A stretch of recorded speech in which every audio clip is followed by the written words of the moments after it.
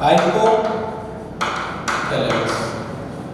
આના વિશે આપણે જાણીએ છીએ 21મા ચેપ્ટરમાં મગજની રચનામાં આપણે હાઇપોથેલેમસ ભણી ગયા આ હાઇપોથેલેમસ ચેતાતંત્ર અને અંતઃસ્ત્રાવી તંત્રને જોડતો એક કડી કહી શકાય કે ચેતાકીય સહનિયમનમાં ભાગ ભજવે છે અને અંતઃસ્ત્રાવી સહનિયમનમાં પણ ભાગ ભજવે છે તેનું સ્થાન કેવું હોય તો સ્થાન શું હશે તો અગ્ર મગજના વિસ્તારમાં એક આંતર મસ્તિષ્ક આવેલું હશે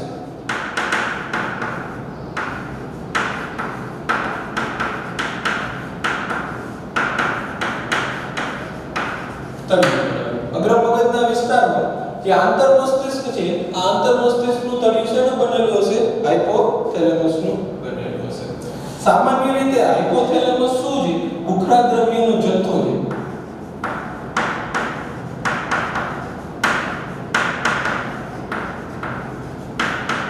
માસીસ ઓફ ગ્રે મેટર્સ કહી શકાય ભૂખરું દ્રવ્યનો એક જથ્થો લોચો જેવો બનેલો છે તળિયાના ભાગે આ શા માટે ભૂખરું દ્રવ્ય છે કારણ કે એ હાઇપોથેલેમસ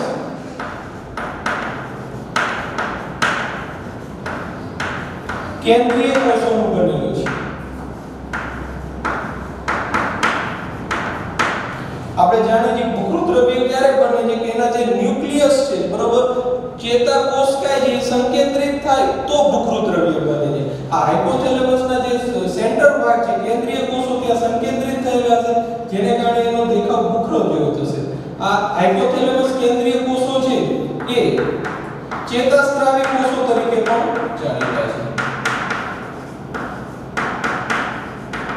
અને તેના દ્વારા જે સ્ત્રાવ પામતા અંતઃસ્ત્રાવો છે એને આપણે કહીશું ચેતા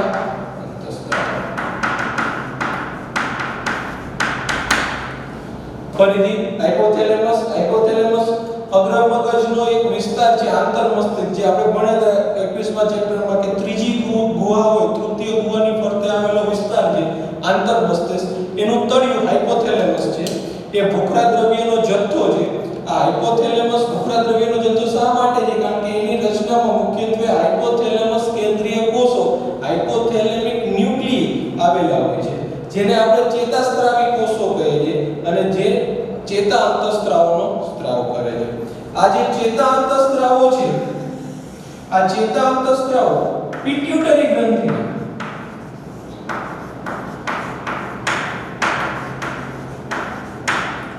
સ્ત્રાવનું નિયમન કરે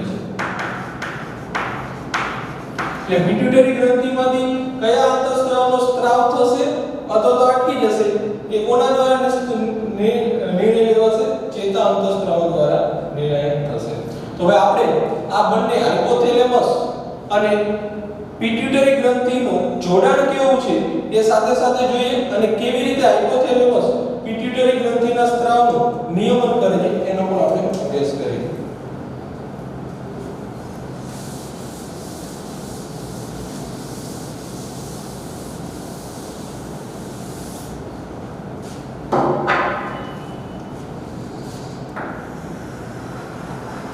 આ માની લો હાઇપોથેલેમસ છે આ હાઇપોથેલેમસમાં ચેતાસ્ત્રાવી કોષો છે આના દ્વારા ચેતા અંતઃસ્ત્રાવનો સ્ત્રાવ થાય છે સામાન્ય રીતે ચેતા અંતઃસ્ત્રાવનું નિર્માણ અહીંયા ચેતાકોષકાયમાં થશે અને ચેતાક્ષના છેડેથી એ બહાર નીકળે છે આ હાઇપોથેલેમસ છે એ આ નિવાહિકા પરિવહન દ્વારા પિટ્યુટરીના અગ્રભાગ સાથે જોડાયેલો છે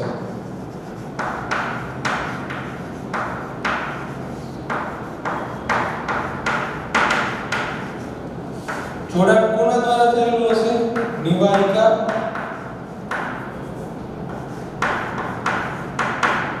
પરિવહન એટલે કે નિવાહિકા શિરા આપણે 18મા ચેપ્ટરમાં ભણ્યા હતા નિવાહિકા શિરા એટલે શું એ વિશે સામાન્ય રીતે શિરાઓ શું કરે અંગોમાંથી રુધિરને સીધું હૃદય સુધી પહોંચાડે છે નિવાહિકા શિરા એવી શિરાઓ છે કે જે એક અંગમાંથી રુધિરને હૃદય સુધી નહીં પરંતુ બીજા અંગ સુધી બીજા ભાગ સુધી લઈ જતી હોય એવી શિરાને આપણે શું કહીશું નિવાહિકા શિરા તો આ નિવાહિકા શિરાઓ દ્વારા નિવાહિકા પરિવહન દ્વારા હાઇપોથેલેમસ છે અગ્ર પિટ્યુટરી ગ્રંથિ સાથે જોડાયેલું હોય છે અને ચેતાકોષનો ચેતાક્ષ દ્વારા એ પિટ્યુટરીના પશ્વ ભાગ એટલે પશ્વ પિટ્યુટરી ગ્રંથિ સાથે જોડાયેલું હશે. તો આ રીતનું એક જોડાણ હશે કે આ હાઇપોથેલેમસ છે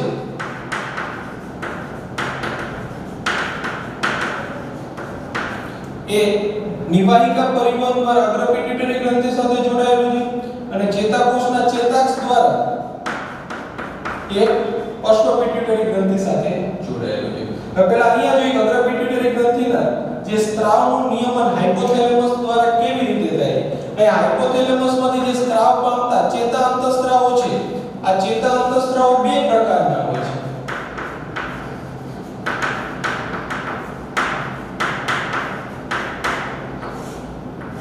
એક RH પ્રકારના અને બીજું IH પ્રકારના. RH પ્રકારના અંતઃસ્ત્રાવ એટલે કે રિલીઝિંગ હોર્મોન. R એટલે રિલીઝિંગ, H એટલે હોર્મોન. રિલીઝિંગ એટલે સ્ત્રાવને ઉત્તેજિત કરતા, H એટલે હોર્મોન એટલે અંતઃસ્ત્રાવ. સ્ત્રાવને ઉત્તેજિત કરતા અંતઃસ્ત્રાવ. આ ચેતા RH પ્રકારનો ચેતા અંતઃસ્ત્રાવ અગ્ર પિટ્યુટરી ગ્રંથિમાંથી જે સ્ત્રાવ થતા અંતઃસ્ત્રાવ છે એને ઉત્તેજિત કરે છે અને IH પ્રકારનો અંતઃસ્ત્રાવ છે એ અગ્ર પિટ્યુટરી ગ્રંથિમાંથી સ્ત્રાવ પામતા અંતઃસ્ત્રાવનો અવરોધ કરે છે. અગ્ર પિટ્યુટરી ગ્રંથિમાંથી અંતઃસ્ત્રાવના સ્ત્રાવને અટકાવે છે. ઉદાહરણ જોઈએ કે દાખલા તરીકે આ અગ્ર પિટ્યુટરી ગ્રંથિ છે એમાંથી સ્ત્રાવ પામતો એક અંતઃસ્ત્રાવ જે વૃદ્ધિ અંતઃસ્ત્રાવ GH ગ્રોથ હોર્મોન. જો હાઇપોથેલેમસમાંથી GH RH પ્રકારનો ચેતા અંતઃસ્ત્રાવ અગ્ર પિટ્યુટરી સુધી આવશે તો અગ્ર પિટ્યુટરીમાંથી GH પ્રકારનો એટલે કે વૃદ્ધિ અંતઃસ્ત્રાવનો સ્ત્રાવ થશે.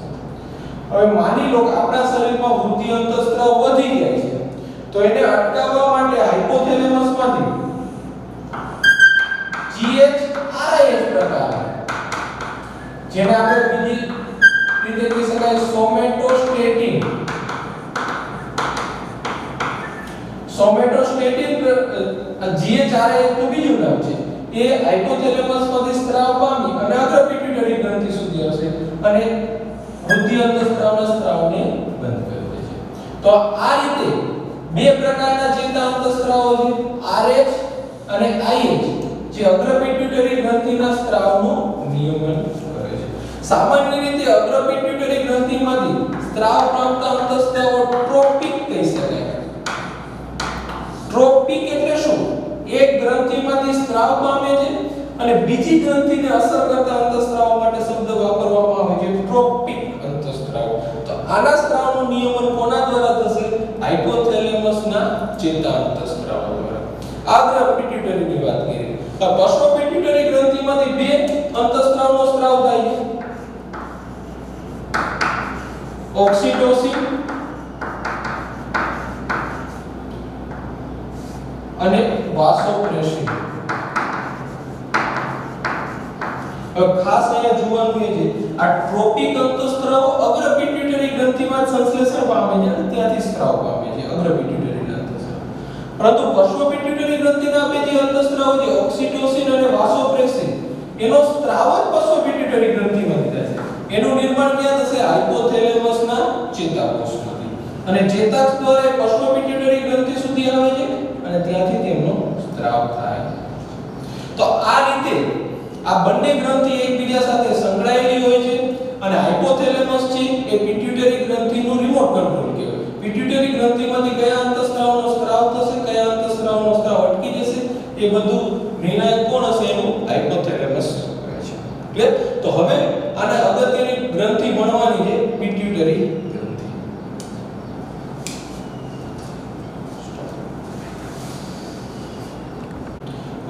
હવે એના પછીની ગ્રંથિ છે પિટ્યુટરી ગ્રંથિ. પિટ્યુટરી ગ્રંથિ હાઇપોથેલેમસ સાથે કેવી રીતે જોડાયેલી છે કે આપણે હાઇપોથેલેમસમાં જોયું. થોડું ફરીથી અહીંયા વધારે જોઈ લઈએ કે હાઇપોથેલેમસ છે એ પિટ્યુટરી ગ્રંથિ સાથે જો બાહ્ય ભાગ છે, આ આંતરિક ભાગ છે, આ બાહ્ય ભાગ છે એ મસ્તિષ્ક દંડથી જોડાયેલો છે અથવા તેને કહી શકાય મસ્તિષ્ક નિવાહથી જોડાયેલું છે. એમાં પિટ્યુટરી ગ્રંથિનો જે અગ્રભાગ છે, અગ્ર પિટ્યુટરી ગ્રંથિ છે એ નિવાહિકા પરિવહન દ્વારા જોડાયેલો હશે. એનો પશ્વ ભાગ છે એ હાઇપોથેલેમસના ચેતાકોષના ચેતાક્ષ દ્વારા જોડાયેલો હશે. પિટ્યુટરી ગ્રંથિનો આપણે ભાગ કેવી રીતે પાડીએ છીએ? પિટ્યુટરી ગ્રંથિને કહી શકાય હાઇપોફાઇસિસ, બીજું નામ આપી શકાય હાઇપોફાઇસિસ. બે ભાગ પડે છે રચનાની દ્રષ્ટિએ, એડિનો હાઇપોફાઇસિસ અને ન્યુરો હાઇપોફાઇસિસ.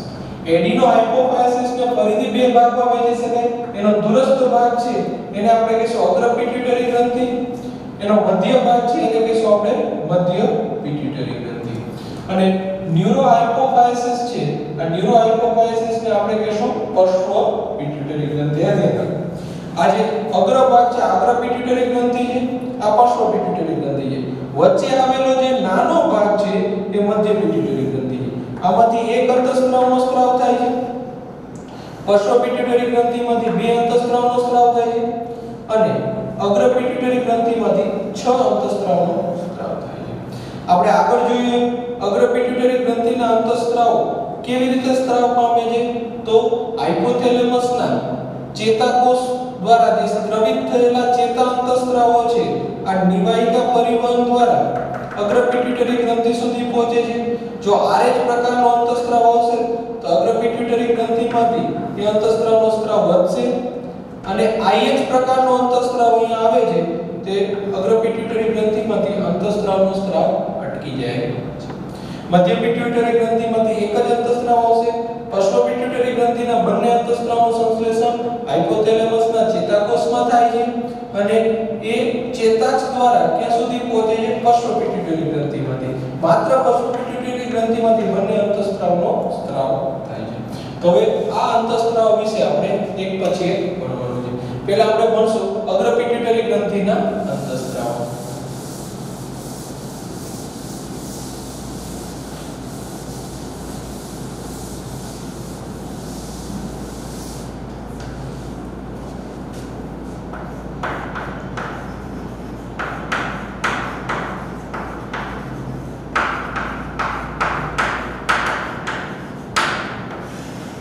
હવે અગ્ર પિટ્યુટરી ગ્રંથિના 6 અંતઃસ્ત્રાવો છે. એમાંથી પહેલો અંતઃસ્ત્રાવ આપણે જોઈએ વૃદ્ધિ અંતઃસ્ત્રાવ. નામ ઉપરથી આપણને એની દેહધાર્મિક ક્રિયાનો ખ્યાલ આવી જાય. ઇંગ્લિશમાં કહી શકાય ગ્રોથ હોર્મોન. આ વૃદ્ધિ અંતઃસ્ત્રાવ આપણા શરીરની વૃદ્ધિ અને વિકાસ માટે જવાબદાર છે. તો વૃદ્ધિ અને વિકાસ કેવી રીતે કરે છે? આપણા શરીરમાં બે ઘટનાઓને ઉત્તેજિત કરે છે. કોષ વિભાજન અને પ્રોટીન સંશ્લેષણ. આ બંને ક્રિયાઓને વૃદ્ધિ અંતઃસ્ત્રાવ ઉત્તેજિત કરે છે જેના કારણે આપણા શરીરમાં વૃદ્ધિ અને વિકાસની ઘટનાઓ જોવા મળે છે. એ સિવાય હવે જો વૃદ્ધિ અંતઃસ્ત્રાવ ઓછી માત્રામાં હોય, વૃદ્ધિ અંતઃસ્ત્રાવની ઓછી માત્રા હોય તો શારીરિક વૃદ્ધિ અટકી જાય છે, એટલે કે વૃદ્ધિ કુંઠિત થઈ જાય છે. આને આપણે કહીશું પિટ્યુટરી વામનતા.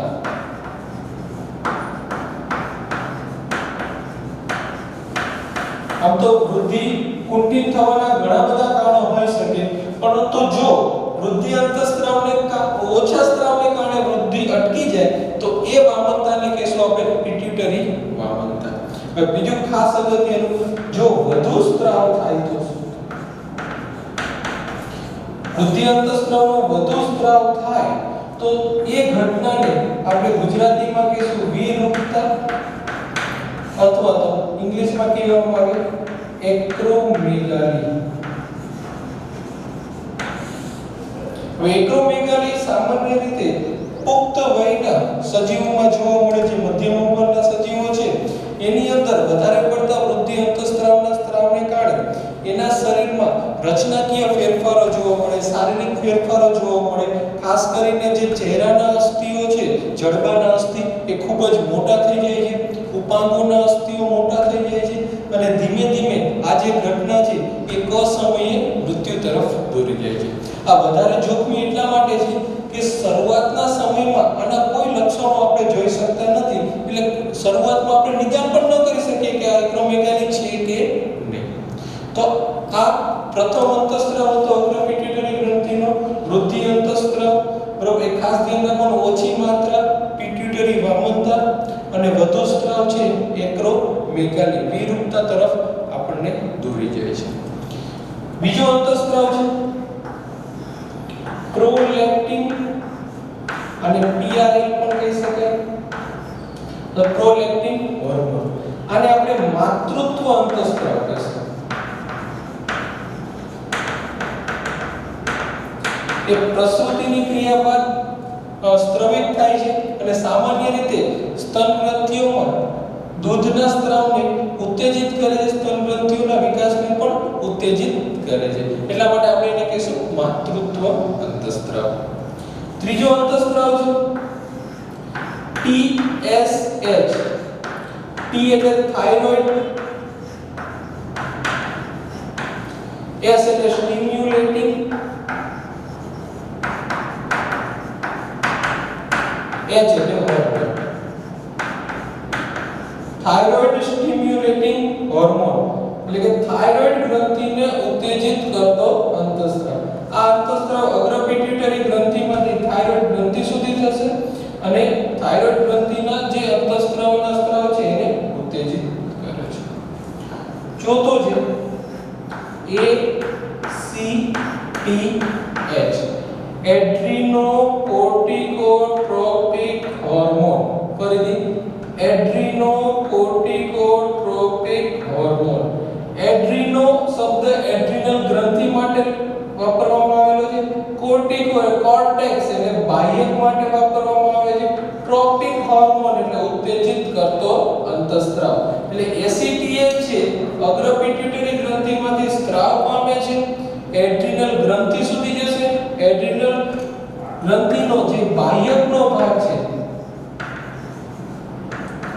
એડ્રીનલ બાહ્યક અને મજ્જક આપણે આગળ ભણી ગયા કે બહારનો ભાગ હોય એને બાહ્યક કહેવાય અને મધ્યસ્થ ભાગ હોય એને આપણે મજ્જક કહીશું. એડ્રીનલ બાહ્યકને ઉત્તેજિત કરી ગ્લુકોકોર્ટિકોઇડ અને મિનરલોકોર્ટિકોઇડના સ્ત્રાવને ગ્લુકોકોર્ટિકોઇડ અને મિનરલોકોર્ટિકોઇડ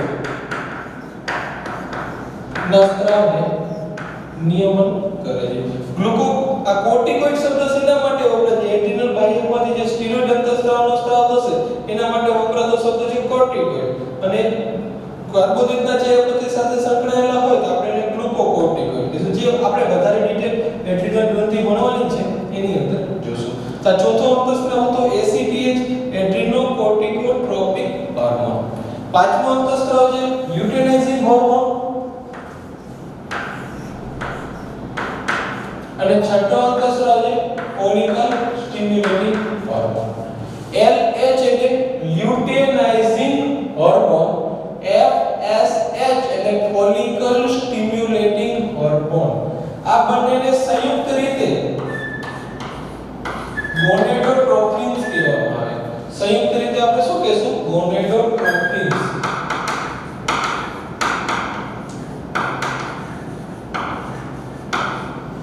LH એટલે લ્યુટેનાઇઝિંગ હોર્મોન, FSH એટલે ફોલિકલ સ્ટિમ્યુલેટિંગ હોર્મોન. તો આ બંને જાતીય અંતઃસ્ત્રાવો છે જેની આપણે શું અસર કરે એ એક પછી એક જોઈએ.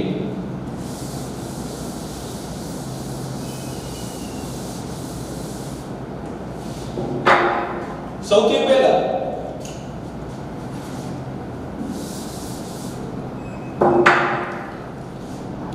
લ્યુટેનાઇઝિંગ હોર્મોન.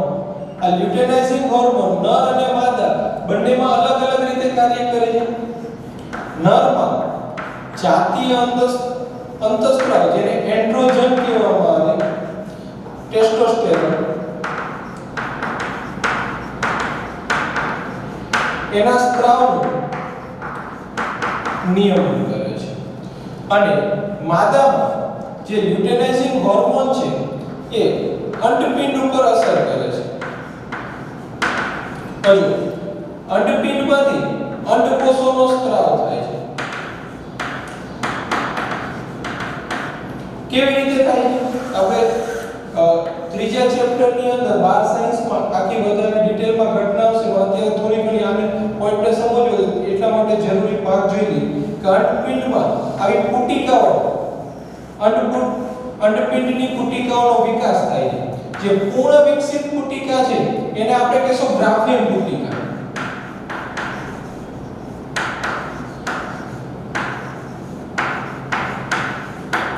તો એલેચ શું કરે છે? ગ્રાફિયન પુટિકામાંથી અંડકોષના મુક્ત થવાની ક્રિયા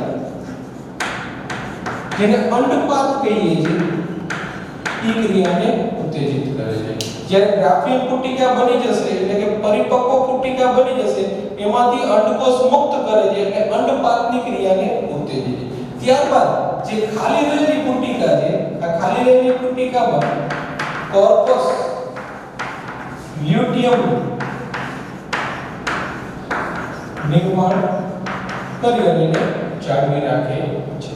તો LH નો રોલ અથવા તો એની શું કામ કરે છે માદામાં? તો માદામાં અંડપિંડની અંદર જે અંડપુટિકા હશે, જે વિકસિત અંડપુટિકા છે એને એમાંથી અંડકોષના પતનને એટલે કે પાતને ઉત્તેજિત કરે છે. અને ખાલી રહેલી પુટિકાઓ છે એમાં કોર્પસ લ્યુટિયમના નિર્માણને ઉત્તેજિત કરે છે. આ લ્યુટિનાઇઝિંગ હોર્મોનનું કાર્ય હતું. બીજું કાર્ય આપણે જે ફોલિકલ સ્ટિમ્યુલેટિંગ હોર્મોન જેને LH અને FSH ને સંયુક્ત રીતે આપણે કહીશું ગોનેડોટ્રોપિન્સ. હવે FSH છે એ નરમાં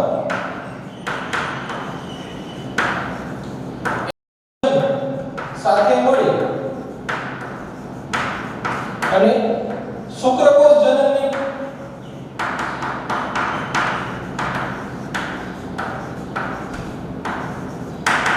ક્રિયાને ઉત્તેજિત કરે છે. અને આ FSH માદામાં જે અંડપુટિકાનો વિકાસ થાય છે આ પ્રાથમિક દ્વિતીયક તૃતીયક કે આપણે બાર સાયન્સના પ્રજનન તંત્રમાં જોશું એ અંડપુટિકાના વિકાસને પ્રેરે છે.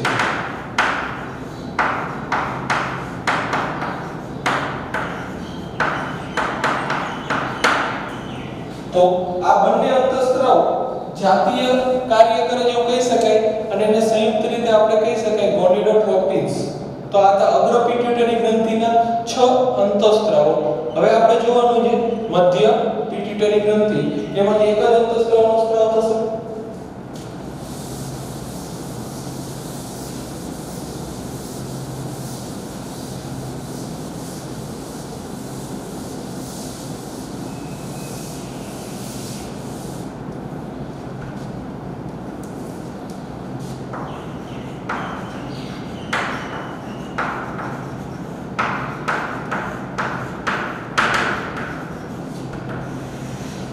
મધ્ય પિટ્યુટરી ગ્રંથિમાંથી સ્ત્રવિત થતો અંતઃસ્ત્રાવ છે MSH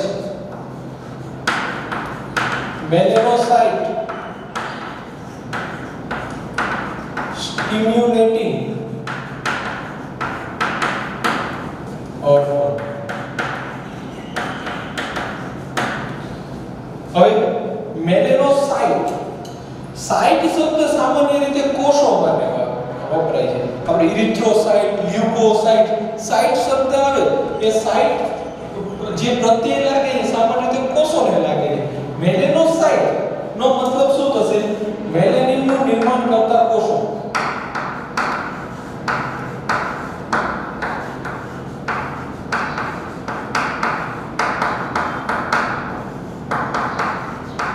તો આ જે MSH છે બરાબર, એટલે મેલેનોસાઇટ સ્ટિમ્યુલેટિંગ હોર્મોન છે એ મેલેનિનનું નિર્માણ કરતા કોષોને ઉત્તેજિત કરી મેલેનિનના ઉત્પાદનનું નિયંત્રણ કરે છે અથવા તો નિયમન કરે છે. મેલેનિન આપણે જાણીએ છીએ કે આપણી ત્વચાનો એક રંગકણ છે કે આપણી ત્વચાનો રંગ છે મેલેનિનને આધીન હોય છે કે કેટલા પ્રમાણમાં કેવી રીતે નિર્માણ પામવું એ MSH નક્કી કરે. MSH ની અંદર તે નિયમન થાય છે. તો મધ્ય પિટ્યુટરી ગ્રંથિનો એક જ અંતઃસ્રાવ હતો મેલેનોસ્ટિમ્યુલેટિંગ હોર્મોન, જે મુખ્યત્વે મેલેનિનના ઉત્પાદનને અથવા તો નિર્માણની પ્રક્રિયાનું નિયમન કરે છે. હવે આપણે જોઈએ પશ્ચ પિટ્યુટરી ગ્રંથિના બે અંતઃસ્રાવ.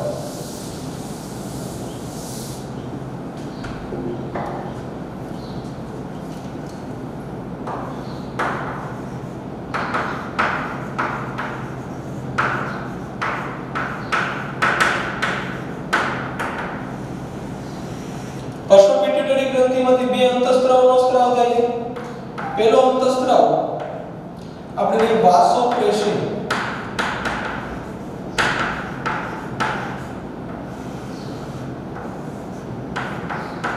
આ એક ADH પ્રકારનો અંતઃસ્રાવ છે.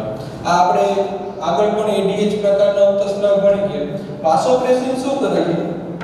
જે મૂત્રપિંડ નલિકાઓ છે, મૂત્રપિંડ નલિકા આપણે જોઈએ કે ત્રણ હોય, PCT, DCT અને લેનોપાસ. આ બધી મૂત્રપિંડ નલિકા છે. મૂત્રપિંડ નલિકાનો દૂરસ્થ ભાગ એટલે દૂરસ્થ ગુચડામય નલિકા, દૂરસ્થ ગુચડામય નલિકા ઉપર કાર્ય કરે છે અને તેમાંથી પાણી અને ઇલેક્ટ્રોલાઇટ પુનઃ શોષણ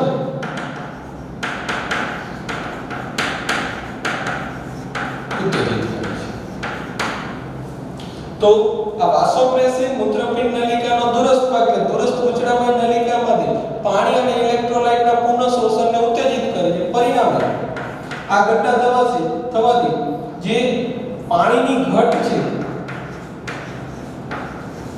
મૂત્ર દ્વારા થતી પાણીની ઘટ ઓછી થાય છે, એટલે પાણીનો વ્યય ઘટે છે. આ ઘટનાને આપણે કહીશું એન્ટી ડાયયુરેસિસની ઘટના. અને આ કામ કરતો અંતઃસ્રાવને કહેવામાં આવે એન્ટી ડાયુરેટિક હોર્મોન. આ એન્ટી ડાયુરેટિક હોર્મોન શું કરે છે? આપણા શરીરમાંથી જે પાણીનો વ્યય થાય છે મૂત્ર દ્વારા, એ વ્યયને ઓછો કરે છે, પાણીની ઘટ ઓછી કરે છે. પરિણામે આપણા શરીરની અંદર પાણીનું પ્રમાણ જાળવી રાખવામાં અગત્યની ભૂમિકા ભજવે છે. હવે માની લો કે ADH ની ઉણપ હતો, આપણા શરીરમાં ADH ની ઉણપ હોય તો પાણીની ઘટ જે થાય છે એ આપણે ઓછી કરી શકીએ નહીં. પરિણામે શું થશે? આપણા શરીરમાંથી પાણીનો વધારે પડતો વ્યય થવાનો ચાલુ થઈ જશે અને આને કારણે જે રોગ થાય છે એને આપણે કહીશું ડાયાબિટીસ.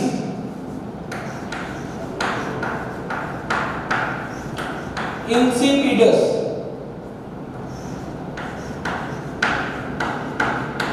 ધ્યાન રાખજો, આ ડાયાબિટીસ મેલિટસ અને ડાયાબિટીસ ઇન્સિપિડસ માં ડિફરન્સ છે. ડાયાબિટીસ મેલાઇટસ છે જે આપણે મધુપ્રમેહ કહીએ છીએ, એ ઇન્સ્યુલિન સાથે સંકળાયેલો રોગ છે અને આ ADH સાથે સંકળાયેલા રોગને કહીશું ડાયાબિટીસ ઇન્સિપિડસ. આ એક ધ્યાન રાખજો. જો ADH એટલે કે વાસોપ્રેસિનની ઉણપ હોય તો એને કારણે જે રોગ થશે એને કહીશું આપણે ડાયાબિટીસ ઇન્સિપિડસ.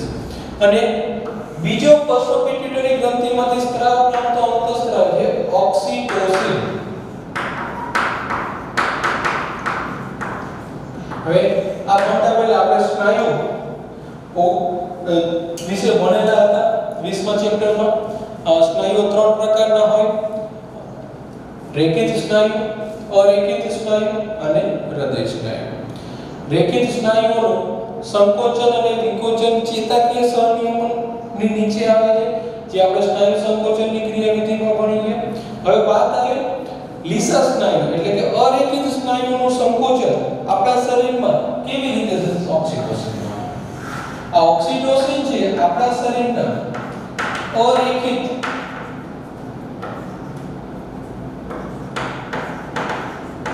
સ્નાયુઓનું સંકોચન.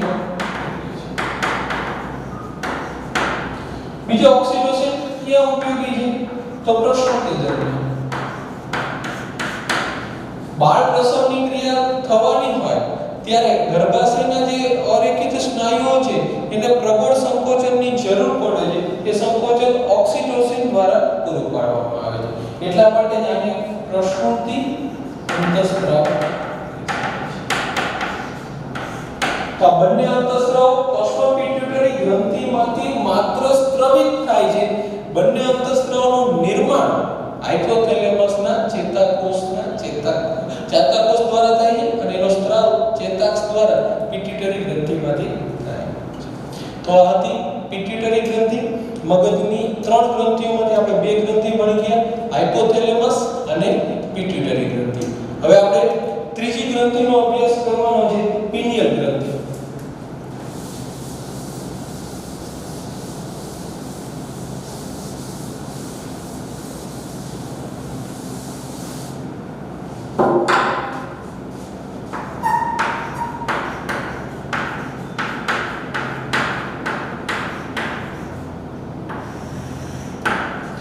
પિનિયલ ગ્રંથિ અગ્ર મગજની પૃષ્ઠ બાજુ આવેલી છે.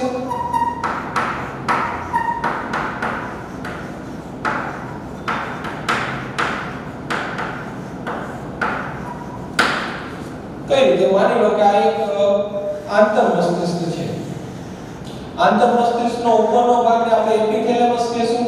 આ બાજુનો છે એને થેલેમસ અને આ તળિયું છે એને હાઇપોથેલેમસ. આ એપિથેલેમસની એક્ઝેક્ટ પૃષ્ઠ બાજુએ હવે દંડ જેવો ભાગ બહાર નીકળે છે. આને આપણે પિનિયલ દંડ કહીએ.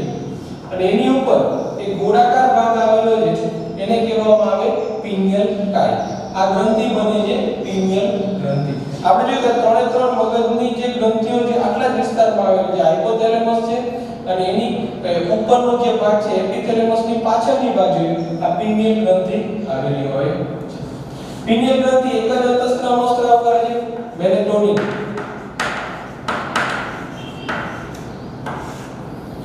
આ મેલેટોનિન છે આપણા શરીરની જે 24 કલાક ચાલતી ક્રિયાઓ છે એની લયબદ્ધતાનું કાર્ય કરે છે. એ સિવાય આપણા શરીરનું તાપમાન પણ લયબદ્ધ જાળવી રાખવું એ કોનું કાર્ય છે? મેલેટોનિન. આનો મતલબ શું થાય? લયબદ્ધતા જાળવવી એટલે કે આપણે ક્યારે ઊંઘ આવે છે, ક્યારે ઉઠીએ છીએ, આપણે બાયોલોજિકલ એક્ટિવિટી કયા સમયે થાય છે એનો એક નિર્ધારિત ટાઈમ હોય છે. એ ટાઈમ જાળવી રાખવો એ કોનું કાર્ય છે? મેલેટોનિનનું કાર્ય છે. અને આ સિવાય એ રંગકણનું નિર્માણ, બીજી ચયાપચય ક્રિયા, એ સિવાય સ્વબચાવની ક્રિયા, સ્વબચાવની ક્રિયા એટલે પ્રતિરક્ષાની ક્રિયા, રોગ પ્રતિકારકતામાં પણ ઘણો બધો ભાગ ભજવે છે. અને સ્ત્રીઓમાં માસિક ચક્રની નિયમિતતામાં પણ મેલેટોનિન પોતાનો ભાગ ભજવે છે. તો અહીંયા સુધી આપણે ત્રણ ગ્રંથિ ભણ્યા, એક હાઇપોથેલેમસ, પિટ્યુટરી ગ્રંથિ અને પિનિયલ ગ્રંથિ. પિનિયલ ગ્રંથિને માટે એક શબ્દ વાપરવામાં આવે છે, જૈવિક ઘડિયાળ. અને આપણે જૈવિક ઘડિયાળ કહી શકાય. શા માટે જૈવિક ઘડિયાળ કહી શકાય? તો આપણા શરીરમાં ચાલતી જે 24 કલાકની જે દેહધાર્મિક ક્રિયાઓ છે એની લયબદ્ધતાનું નિયંત્રણ કોના દ્વારા થશે? પિનિયલ ગ્રંથિ દ્વારા થાય છે. ક્લિયર છે?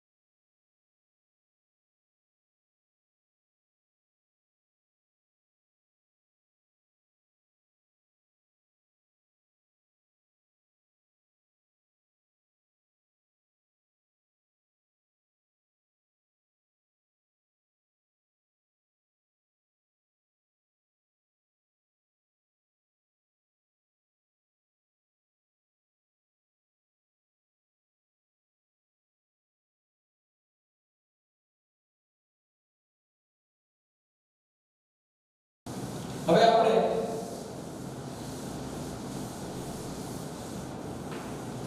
મગજની ત્રણેય ગ્રંથિઓ પૂરી કરી દીધી. હવે આપણે ગળાના વિસ્તારમાં આવીએ. ગળામાં બે ગ્રંથિનો અભ્યાસ કરવાનો છે. એક થાઇરોઇડ ગ્રંથિ અને બીજું પેરાથાઇરોઇડ ગ્રંથિ.